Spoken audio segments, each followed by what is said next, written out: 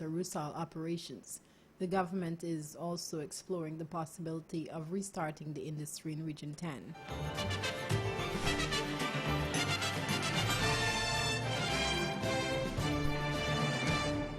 Last Thursday, the minister made this statement during a cabinet outreach to Upper Demerara Berbice. He relayed that following a meeting last year between the Labor Ministry and Rusal, the company was asked to submit a report to the Ministry of Natural Resources, which that ministry is examining.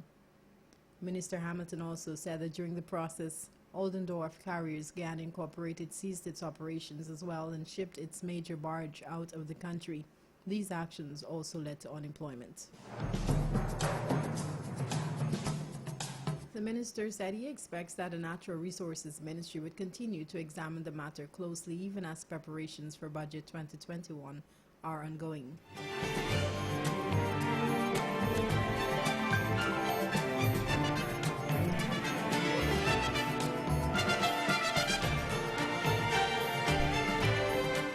A student of the Bishop's High School tested positive for COVID-19 over the weekend following separate incidents where 2 teachers at 2 other schools in Region 4 also tested positive for the virus last week. According to reports, the PTA of the Bishop's High School had become worried about a situation developing at the school after a teacher reported sick and some students showed symptoms similar to those common to COVID-19. A message was subsequently sent out and circulated among students and parents.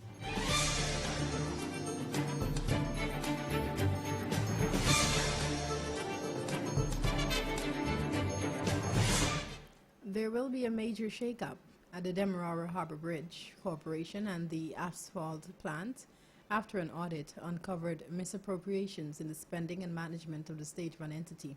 Minister of Public Works Juan Edghill related Monday. The report into the findings was published in December 2020. The minister stated, "People gotta go home. There will be a major shakeup in both the asphalt plant and the Demerara Harbour Bridge." While he could not give an exact number on the persons who will be sent home, the minister said it is not more than a dozen. More recently, the investigation has uncovered that over $500,000 was approved to purchase a tie pin and hand bracelet for former Minister David Patterson.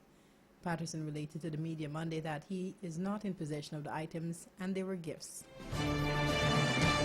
Among the other main findings in the report is that the Demerara Harbour Bridge General Manager Ralston Adams authorized the purchase of an $897,000 gold bracelet for himself as a gift. The report also said that the management and sale of the asphalt were poorly done. The report said no credit policy or credit approval limit was in place. Minister Edghill on Monday said that he has not been able to meet with the general manager and did not wish to further comment on the issue.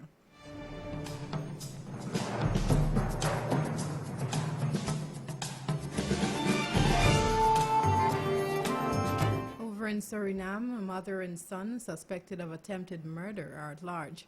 Anita Debidi and her son Vinesh were released by Sub-District Court Lydia Ravenberg. The woman is suspected of attempting to take her husband's life with her son. The man would have fallen on his head in his sleep. The woman and her son took the man to the bathroom and then to the emergency department of the academic hospital Paramaribo. The doctor called police. Public prosecutor Irene Crenton demanded a 2-year prison sentence for both. The defendant's lawyer Arjun Ramlakan cited in his plea that exculpatory evidence has been omitted by the prosecution.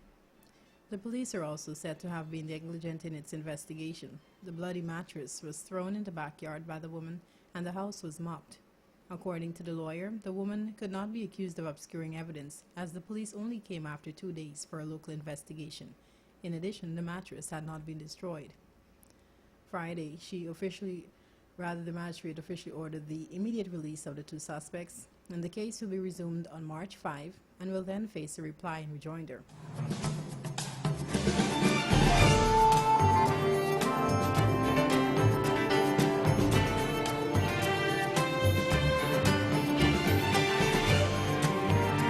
Internationally, as Indonesia continues to count the number of dead from last week's earthquake on Sulawesi Island, search and rescue teams are being stretched to breaking point as they grapple with a series of disasters unfolding across the country.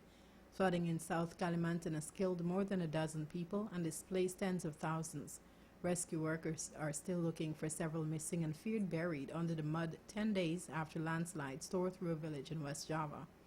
And divers continue to search for victims in crucial data in the wreckage of the Sriwijaya Air Flight 182, which crashed in the Java Sea on January 9 with 62 people on board. Meanwhile, two volcanoes on the most populous island, Java, are spewing ash into the air, with hundreds of people evacuated from the slopes of Mount Merapi in recent weeks.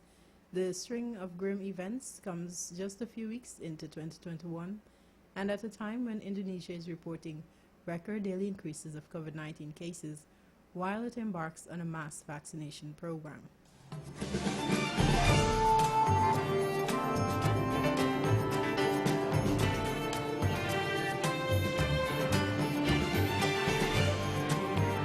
Also internationally, Samsung Vice Chairman Lee Jae-yong is going back to prison, casting the future of leadership at the massive tech company in doubt. The Seoul High Court in South Korea sentenced Lee to 2.5 years behind bars Monday after finding him guilty of embezzlement and bribery. He was taken into custody following the verdict.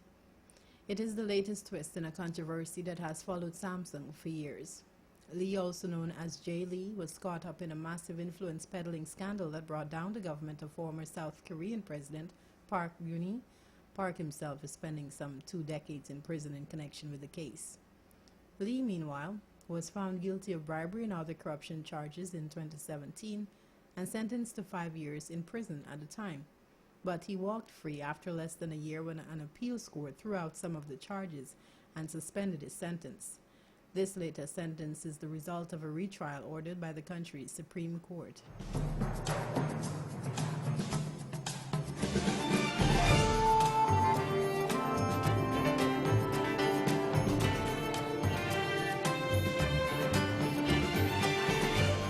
In sports, India's seamer Mohammad Siraj claimed his maiden Test 5-wicket haul to dismiss Australia for 294 and set up a close finish on the final day of the series decider at Brisbane.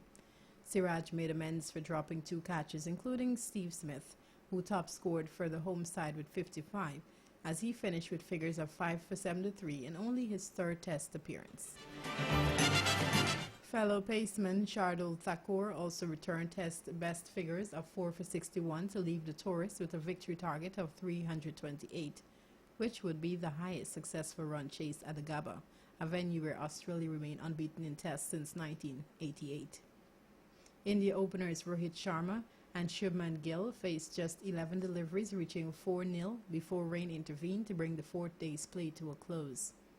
Australia extended their overnight lead of 54 in the morning through openers Marcus Harris, 38, and David Warner, 48, before losing 4 wickets in quick succession as they slipped to 123 for 4. Siraj picked up 2 of those in the space of 4 deliveries, removing the dangerous Marnus Labuschagne for 25 before having Matthew Wade caught behind for a duck. Smith and Cameron Green, 37, led the Australian recovery with a partnership of 7-3. But both were put down by Siraj, who spilled Smith in the deep when he gave off-spinner Washington Sundar the charge. However, Siraj got his man with a rising ball that struck Smith on the glove and looped into the hands of Gully and Green, who had survived a sharp return catch, eventually departed when he edged Thakur to second slip. Australia captain Tim Payne, 27, and Pat Cummins, 28, not out, ensured that their side's lead climbed above 300 before Siraj and Thakur cleaned up the tail between them. It was Thakur who made certain of his teammates 5-4, taking the catch to remove last man, Josh Hazelwood, 9, and set up what promises to be an intriguing climax. Australia must force victory on the final day to regain the Border Gavaskar Trophy, which will remain with India if the match and series ends in a draw. That's the news at this time. Special credits to Department of Public Information, Newsroom, Star News, BBC, and CNN. For these stories and more, visit realfmgy.com.